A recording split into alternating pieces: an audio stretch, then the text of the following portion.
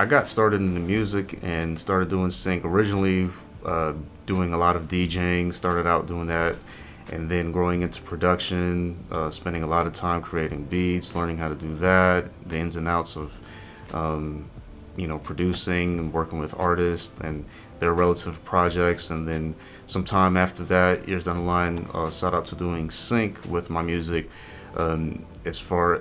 as far as getting another opportunity, as far as growing my production portfolio and expanding my creative horizons and another ways of expanding, so that it'll be another way of growing my resume and catalog, if you will, and expanding that way.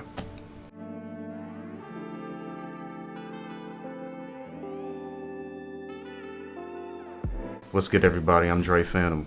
Welcome to Sync Masters. The push that kind of initiated the move for me to go into sync was really seeing how cool it was, to be honest, and being able to translate your music and apply it to film and TV and different forms of visual media, and noticing that your music has further reach and you can expand to that. And it was just more or less the vision behind it and the creative ways and aspect that you can there's form other possibilities to move your music in a trajectory portion, and just having different ideas and working with different clients, and just being able to have your music to picture and film was definitely a great idea, and ways that you can expand going into scoring and things like that, and looking at behind the scenes and how TV and film is being created.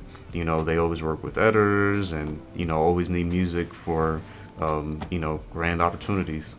Some of the work that I've done that's gotten placed on different TV shows and networks include NBC, A&E, The Kardashian Show, E! Network, Bravo, different sports mediums, NFL on CBS, NFL on NBC, NBA on TNT, and a lot more.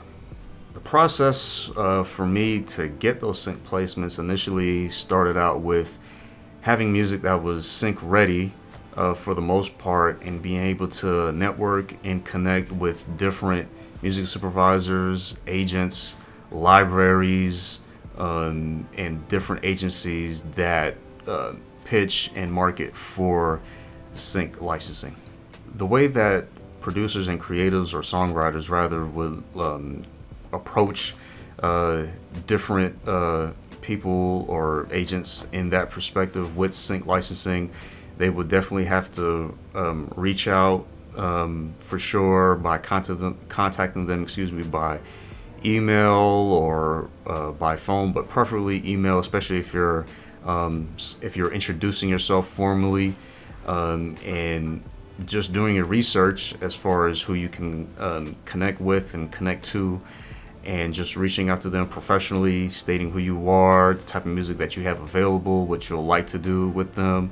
And you definitely want to connect with agencies or libraries or supervisors that work with the particular type of music that you're working on, as far as genre based and the different styles that you work with, so that ahead of time that, hey, this group works with this type of music, and you kind of go from there. And then you definitely want to pitch yourself in a professional manner, reach out to them and make it professional as much as you can, and have copies of your music ready in case those references need to be available per their request.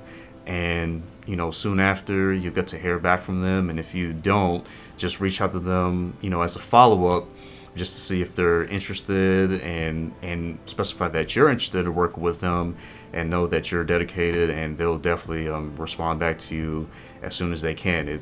Sometimes the wait may not be as long, but sometimes you may need to be patient, because all of these groups and these companies are busy, so patience is definitely necessary.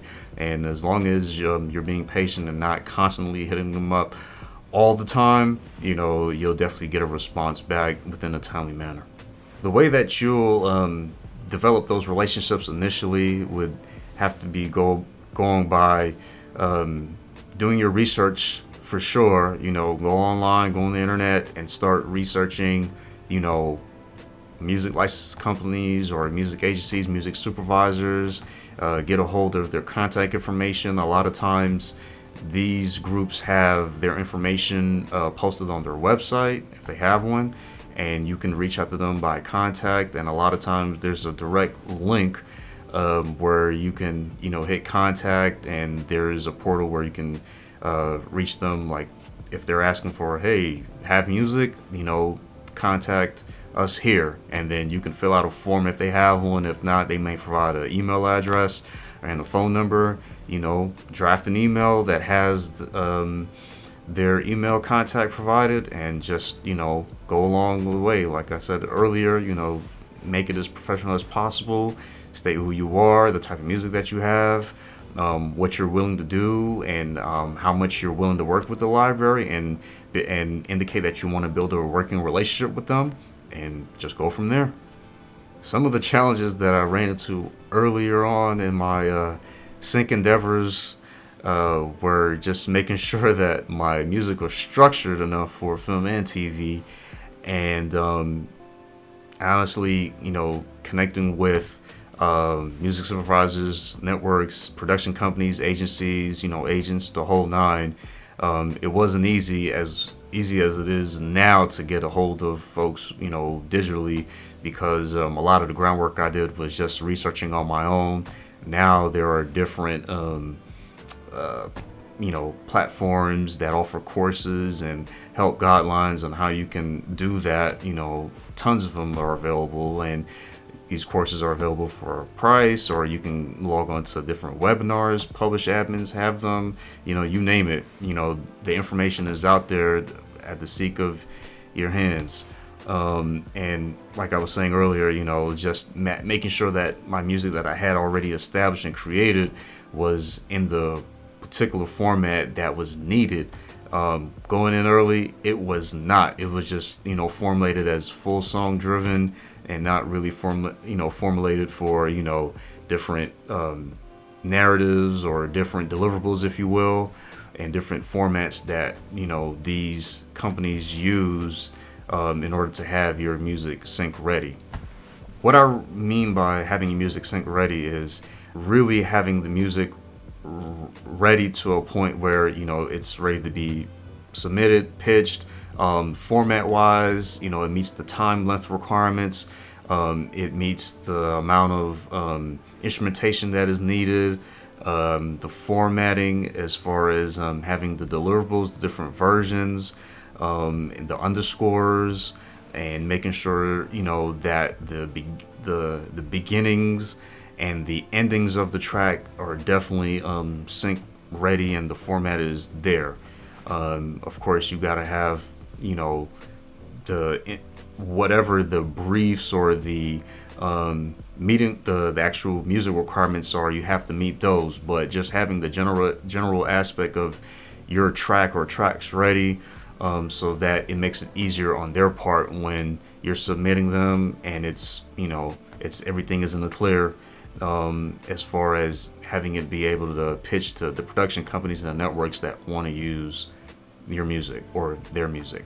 You start working and get a brief. So once you obtain library deals or licensing deals with a library or an agent or supervisor, usually they will send you initiatives for briefs on music that they're looking for as a whole, or they may send you briefs on music that applies to music that you work on specifically, and say, hey, this is what we're looking for, A, B, and C, X, Y, and Z.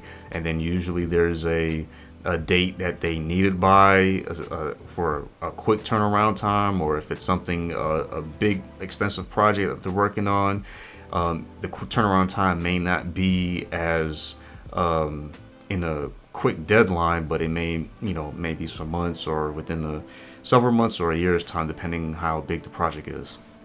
the top mistakes that can negatively affect someone's sync career is your approach. You definitely want to be professional and cordial with the people that you're networking with and you're communicating with effectively, so that you display that that positive attitude and work ethic for sure.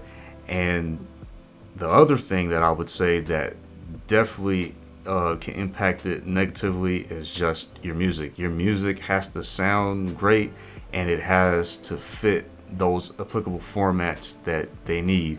Whatever they're looking for, you have to make sure that you're following those guidelines, and you're definitely being present on those for sure. Because if you're sending them stuff that will not work, they're not going to be able to use it, and unfortunately that might lead you to having it rejected.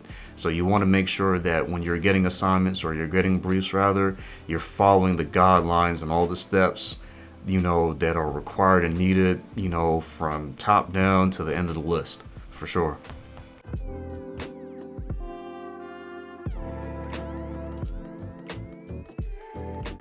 Now I'm going to walk you through a demonstration of a track that I call 2-Minute Warning, how I built it from the ground up, and the story behind it, the ins and outs, different particulars that I used for the track, and why I wanted to pitch it for sync or an opportunity in that realm, and go from there. For the most part, it was just an idea that I had from the beginning, just to have fun. I wasn't working on anything particular, no assignments, no briefs. I just wanted to try out a few plugins that I've been, messing around with lately, and try some sounds, and see where the track went, how I could build it into like a full-length track for maybe an artist, or something of that nature, and just go from there. So here is 2-Minute Warning.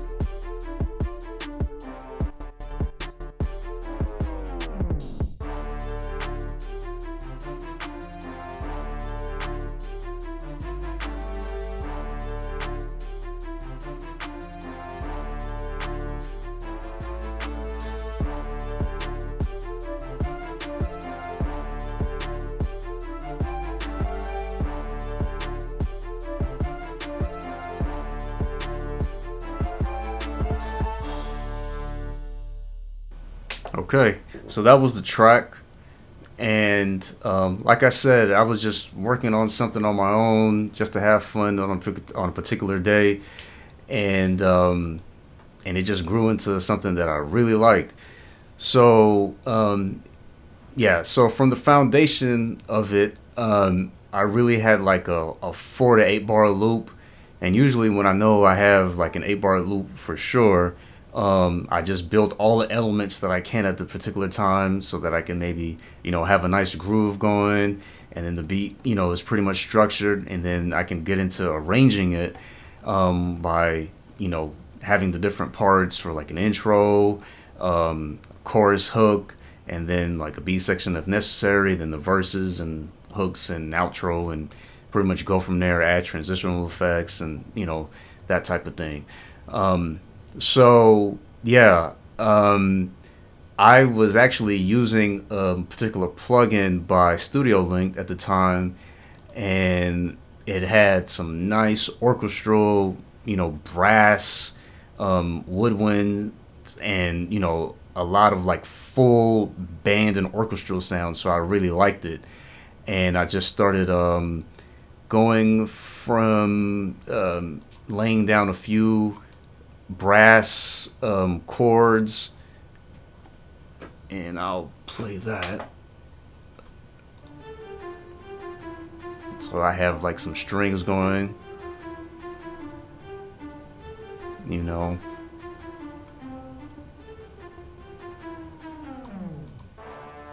and that was this particular sound with the brass. This is what I started out with originally.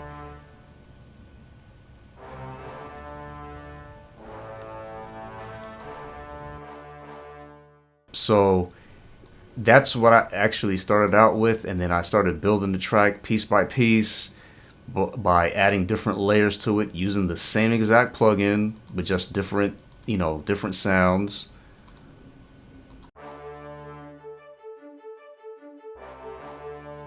And then there you could hear like more like a staccato, pizzy type of sound.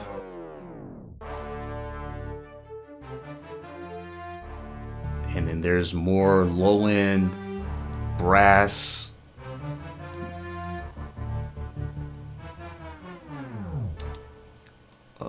Let's see.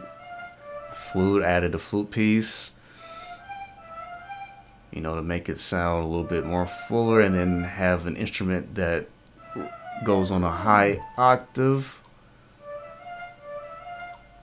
And then, of course, I started building an 808 so I can start building my drums and my percussion elements.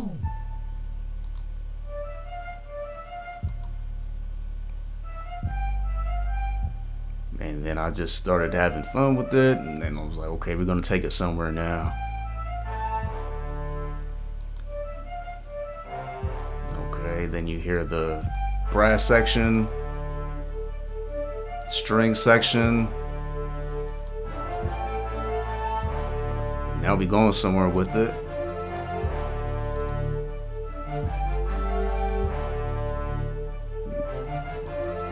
So, and then all together with all the instruments and the bass. And there we go. So I knew from there, I was like, okay, we can definitely build a nice beat because we have the groove going really well. And then I started laying down my, drums and percussion elements, kick, snare, hi-hats, open hats, claps, crashes, everything.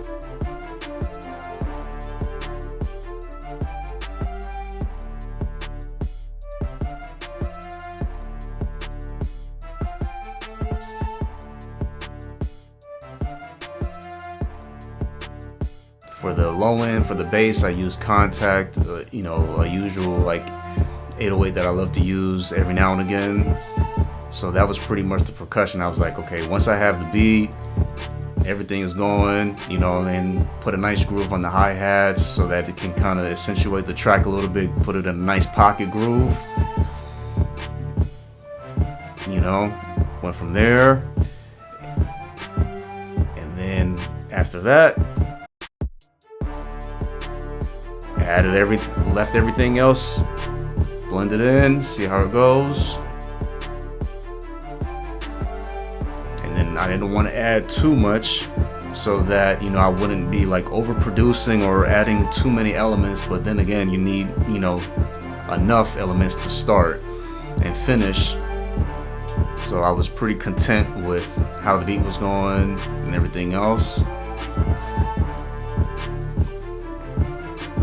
Yep. And that was pretty much it. So, as much as it takes to build the track, you just have to have the necessary elements and everything required and go from there. And then I pretty much structured the beat, still arranging it top to bottom by having like transitions and making sure that I have the right pieces involved. building my, mid sections and, my verses and my choruses and hooks and everything, for sure. And then taking out elements when it need, to make it transitional and curve and ride a wave, so like the track can kind of accentuate going up and down, so that it formulates really well at the end of it.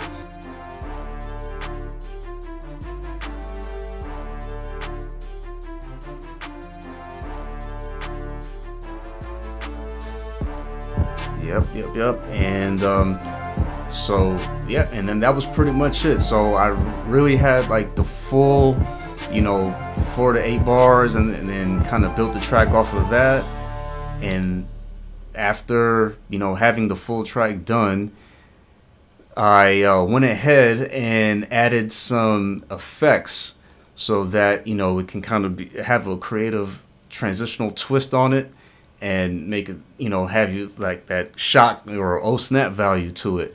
In this particular area, I used a plugin called Fetrix. It's almost like Gross Beat, or one of the tape stop plugins that gives that effect where you're stopping a record, or it's stuttering, or it has some of those modular effects or reverse, phasers and filters and all that sort of stuff. So as you can hear towards the end, you'll see that I programmed it so that at the end of like 8 bars, maybe, like right there, you'll hear it, transition with those effects in there. And that was pretty much it. So I would usually have that when the hook is actually going into the verse section or the breakdown part of the beat. And I would do that like every maybe 8 bars, maybe, or every so often, so that it's not happening back to back, so that it kind of gives a nice twist while you're listening to the track.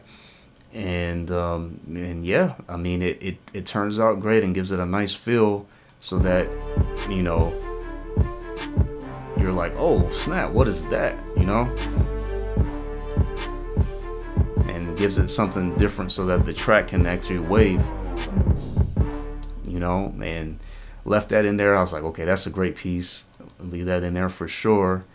And then at the beginning of the track, I kind of wanted to give it a feel where you want the track to kind of start sparse or have a nice intro to it. So I went back in my frame of mind and had like an old school frame of way where on some of the MPCs or other groove boxes, you have like the play start button, and you may have a track already built, and you can always like play start it to kind of like restart or have that stutter effect. So I took it upon myself to kind of like take all the elements that I had, every instrument, even the percussion, and like have the track start out with like the beginning downbeat replaying almost like in a stutter feel, like for the first maybe 2 bars, I guess, and so that it can transition like right into the beat, as a nice sparse like built intro. So pretty much I built it by hand. I mean, I know you could do it automated, but just because I was just having so much fun building the track from the inception, I just did it like that so that it can sound like this.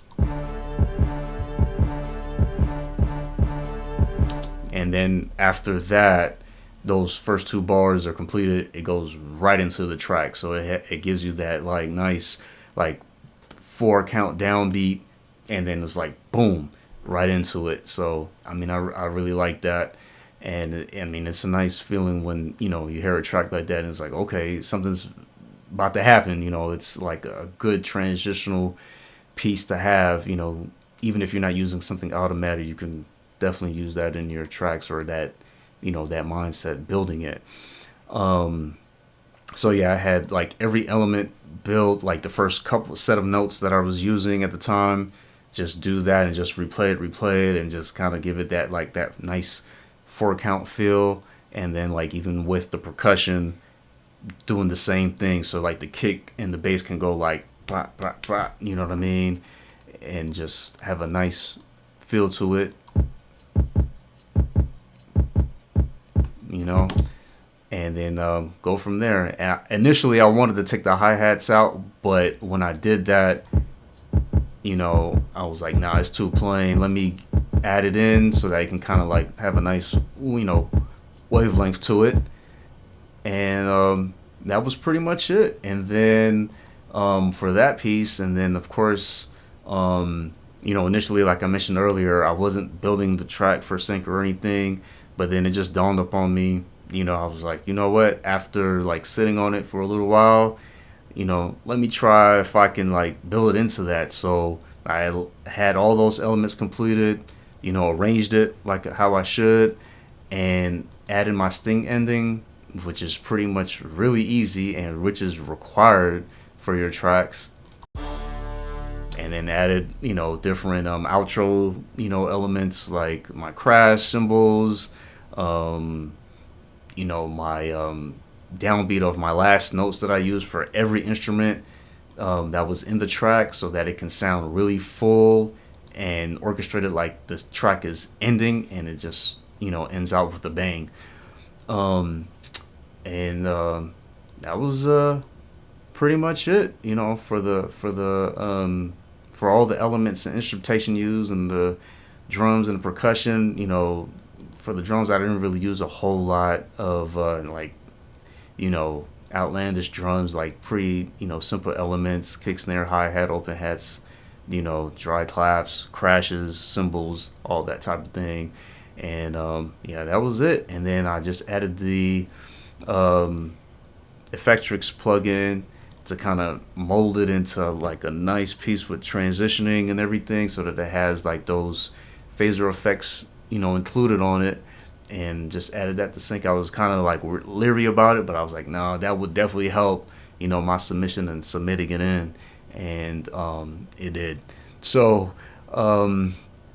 but yeah, and that was pretty much it for the track.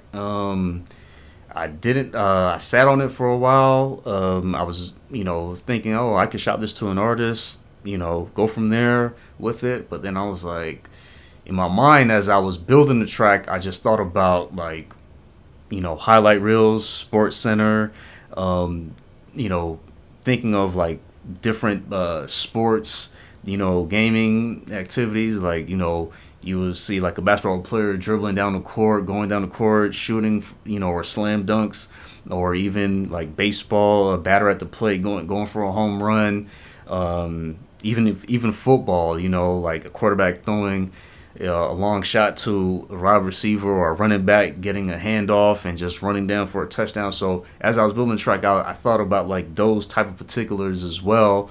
Even just afterwards, just sitting back, I was like, oh, this can go really well with a sports program using this track for, you know, highlights, or, you know, during a game even, or even you know, a scripted show or a reality show where, you know, something dramatic is happening or about to happen, full of suspense, or you know, any type of regular show for that matter. So and that was pretty much it. And after I sat on it for a little while and I had it structured, I was like, okay, I'm gonna break down my different elements as far as having my deliverables ready. So I have a full track, I have a narrative version, I have different underscores for it, so that when I'm ready to pitch it, I could just shoot it off and submit it.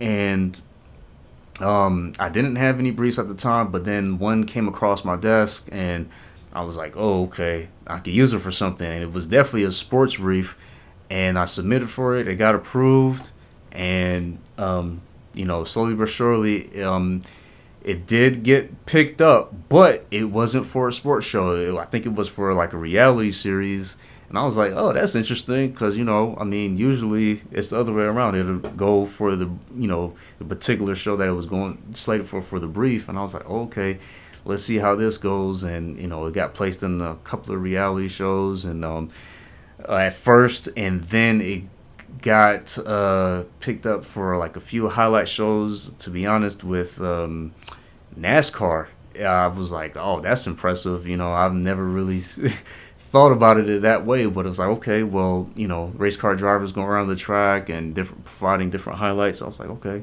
that's nice.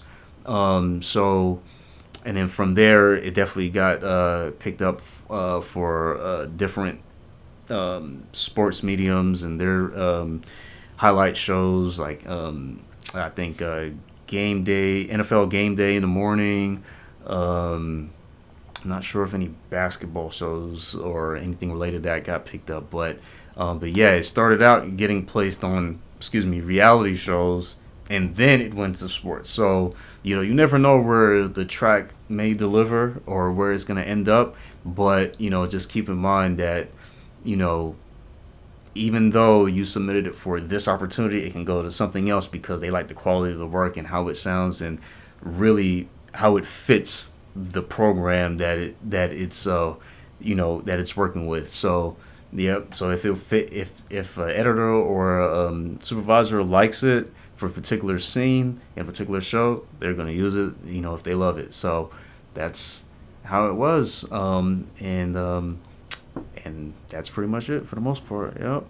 Having multiple versions for your tracks is definitely important because if the editors or the production crew that's working with the actual show program, if they're not using the full version, they may want a narrative version that doesn't have the full spectrum of the track. It has an underscore where it has the lead element removed. They might want that, or they may want like a 30-second clip of it, or they might want a 60 clip of it, or they may want something that has all instrumentation but no drums, no percussion. So it all depends, so that they have different variations, and sometimes they use a lot of the different versions that you have for one particular track to kind of edit and put those pieces together and arrange it how they would like to use it and place it in that show. So it's always good to have different versions because for one, it's not mandatory, but it's definitely required from a lot of publishers and a lot of libraries, and it kind of differentiates and gives you like full elements where you may not hear or notice in the full version, but you'll notice it in your narrative, or you'll notice it in your version that has no lead melody in it, or no guitars, or no piano. So it's always good to have that. Even if it's they may want you to submit a version that has only drums and percussion in it, and or drum and bass only, and that's probably the version that they might want to use for maybe their own transitional reasons when they're working and editing scenes. So yeah, your tracks, when you're developing them for sync, it usually should be within a minute and 2 minutes, or 2 minutes and a half at the most. Because they can't be like a full length song, like 3 to 5 minutes, unless they request that. But most times, it's usually starting at a minute, or a minute and a half to 2 minutes. 2 minutes and 30 seconds for the most part. Yeah. Some of the tools that I use for sync, it's pretty much the same that I use for if I'm producing a track for anything else. A lot of the tools that I like to use, FL Studio, Machine, Pro Tools for sure for editing purposes. If I need to go back and make some changes, or just bounce out full tracks and arrangements, and for that sort of nature. But yeah, FL Studio, Machine, Pro Tools, MPC. I can't forget that. Yeah, so I use MPC software with one of their controller boxes, and yeah, that's pretty much what I use. And a lot of the plugins that are embedded within, those DAWs, like FL, Machine, MPC, the whole nine. I am a good collector of plugins, instrument plugins. So it ranges all of the plugins from all of the vendors out right now, by Air Instruments, Arturia, Studio Linked, you name it, initial audio, you know, pretty much every plugin that's on the market that, you know, that seems appealing, and if I can, you know, obtain it and purchase it, I'll grab it. So, yep. Well, my thought process for creating and writing music for sync is pretty much, you know, sticking to the point, even if I don't have a brief. I mean, just sticking to the guidelines that are set within the brief and the assignment, and pretty much going from there. I mean, whatever type of feeling is necessary. You know, you can have stuff that's dramatic, stuff that's energetic. You know, as far as moods are concerned, laid back, easygoing. I mean, it's pretty much that, and I would select my instruments based on what I'm trying to create and how I want to deliver, and setting the mood and the pace for the track, even, you know, even down to the percussion. You know, certain elements you can very get picky so that it kind of sticks to the formula and the nature of the track and what you're trying to create. And yeah, I mean, that's the thought process, and just really just making sure that you're having fun with it at the same time while you're building it. And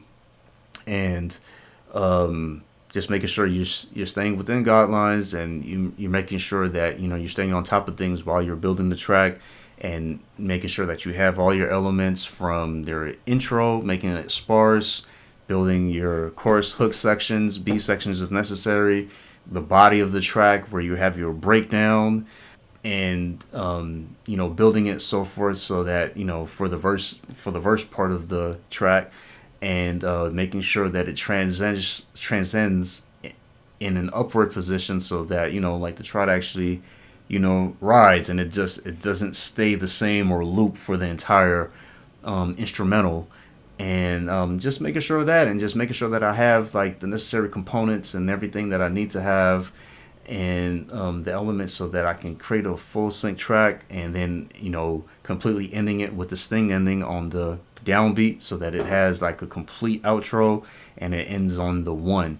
And yeah, and that's pretty much it. I mean, you can, you know, there's no formula to it. I mean, you can develop your own, but, you know, a lot of times when I don't have an idea or a structure or a brief that I'm working on, I'm just, you know, working on the elements and just building a track, and then like I'll take out parts, rearrangement, take out, you know, this instrument, place it in this section, take out this, add that. So, you know, you have to do some arranging, and you have to be patient with this, because you want to make sure that, you know, your track is full and very dynamic, and it actually, you know, makes it complete like that. So that's usually how the thought process is. And then, you know, you want to make sure that you know, check your work, and, you know, you go over it, you know, a few times over and over to make sure that, hey, you know, it's complete, it's ready. Or you can add certain things, you know, or remove certain things, because you definitely don't want to overproduce for sure. But,